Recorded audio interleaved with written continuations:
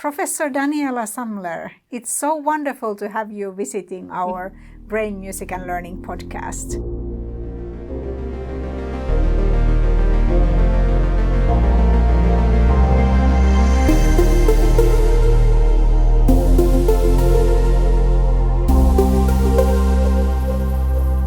We are here in the middle of the symposium, Neurodynamics of Language and Music, and you're going to have a talk tomorrow. So yes, I will. Please tell our listeners, what are you going to say in your talk?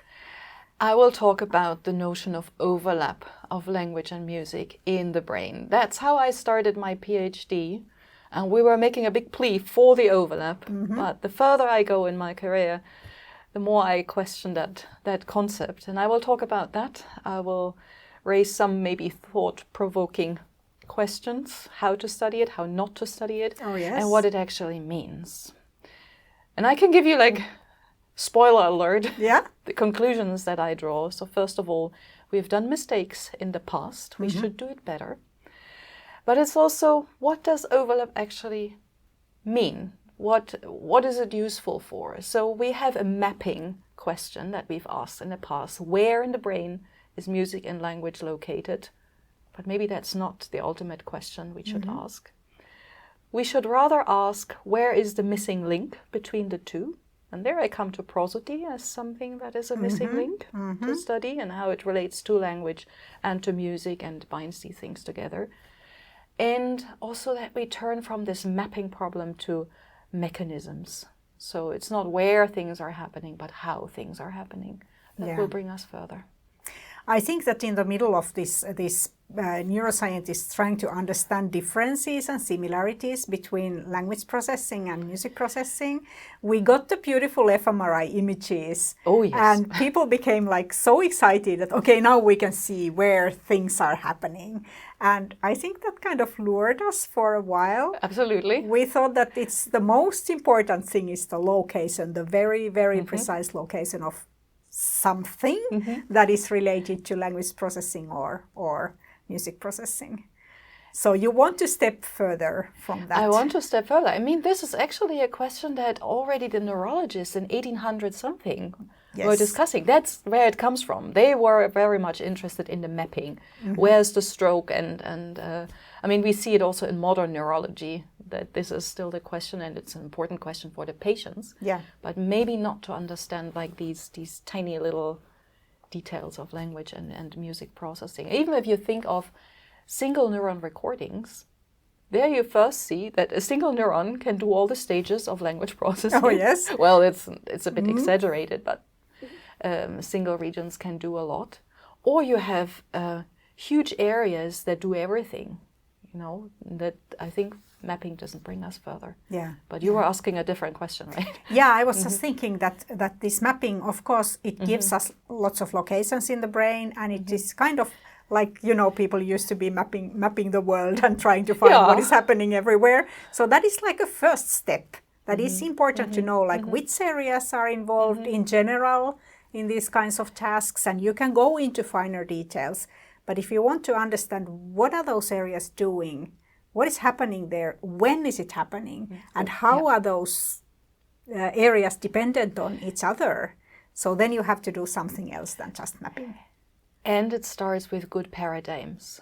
So we need to think about what paradigm are we using, and which paradigms are we using to compare the two domains. Because that's terribly difficult. Let's go to rhythm.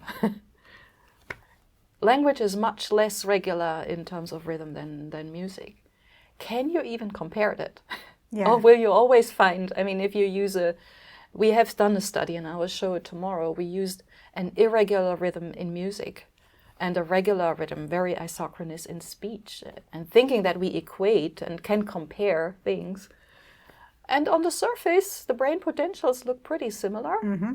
But when you dig deeper, you can have the same results for different reasons. So I will show a very complex study tomorrow. That's very interesting. Where we show with simple ERPs, like just a simple P600 that is evoked by syntactic ambiguities, is affected differently by regular rhythm in speech or language and irregular rhythm in music. So it's really complicated. So I come to the conclusion that maybe music and language is more difficult to compare than we thought at the beginning, or I thought at the beginning. Probably there were many people who anticipated that it's not that easy.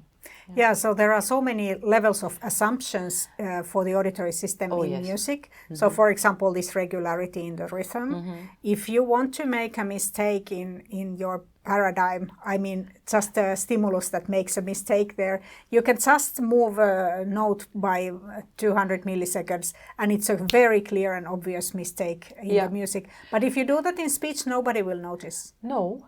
Or it has a different effect because it changes the meaning then. It's like a little hesitation and that then is interpreted, launches completely different processes because you interpret like the insecurity of the speaker or whatsoever. Yes, so, exactly. I mean, what I think is a very fruitful approach for the future is really to study infants. What we heard this morning. Yes. So where you have where maybe music and language are still merged in one auditory stream, so they have not yet established like this musical system as we saw. Rhythm may be there, but the pitch structure is not there, and also language is not there, and then to kind of see how it diverges into these two systems. I think that's pretty interesting approach to do the infant research. And of course, parents have this natural tendency of communicating with babies in a way that is combining speech and music. Very musical. Yes. So they use much larger pitches, pitch differences when they speak, and their speaking resembles singing a little bit. And they similarly also use a lot of repetition when they speak to babies, just as they do in nursery songs and so on. And there we come to prosody. That's the prosody, the melody of speech that is maybe the source of both channels, and it diverges into more like linguistic prosody that structures the speech input or output, emphasizes certain words or meanings, or structures the syntax. And you have the affective emotional side that is then, well, it's also again like drawing dichotomies, and probably it's all blurred, but that maybe we can trace that. I mean, music and language have different functions, so the brain should actually make a difference between the two. Yes, and when you talk about the melody of speech, so this would mean the changes in the F0 in the pitch of the speaker, and this has been dictated in the world of music by the composer. So the composer makes you use certain pitches, and you actually can't change them unless you're improvising. So the pitch is kind of locked in the world of music, and in the world of speech, you can express yourself with the pitch differences. There you come to all this question. We should also study more improvisation in music, because that's again, this level of comparison. Speech and language and prosody is very generative. We do it on the fly without thinking. Music, at least in our culture, there we come to another point. In our culture is very much reproducing, or the default is reproducing what has been written down before. So yes, we should study more improvisation, and maybe also in other cultures they use it more on the fly. To dig into that. And then we have the one aspect of prosody also, which is the intensity. So intensity, I would say that both in the world of music and in the world of speech, you are the one who decides how intense your one syllable or your one note is going to be, even though the composer has maybe written something there, but there is more freedom to make those decisions. That's true. That's true. I'm not aware.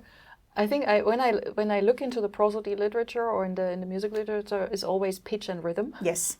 Not so much about intensity. Yes. Another point. Yes. And of course, intensity is something that is connected to pitch in speech. Yes. So most languages, when the pitch goes up, also the intensity goes up, but not always. So for example, Chinese language is a great example that they have the tonal language. So the pitch is kind of dictated by the tone. but the intensity is more dictated by if you want to stress that word or not. That's interesting. We are currently running a cross-cultural study to compare German and Chinese, Mandarin Chinese prosody, to tackle these misunderstandings in communication. So for Germans, at least for me, when I listen to Mandarin Chinese speakers next to me on the train, I always have the feeling that they are fighting. Yes. And then they start laughing. They are using the pitches. So exactly. So I misunderstand completely the pragmatics of what they are saying. Yeah. And we found out that it's the same the other way around. So Mandarin Chinese speakers have trouble getting to the intentions of German prosody. But we have also found that, first of all, musical training can boost your perception of these subtle cues, because probably your hearing is better. Yeah. But still, what helps most is cultural exposure. Oh, yes. So you have to know the code. So that's still... And probably so much easier to learn the cultural aspects when you are young, so as a child. Probably, yeah.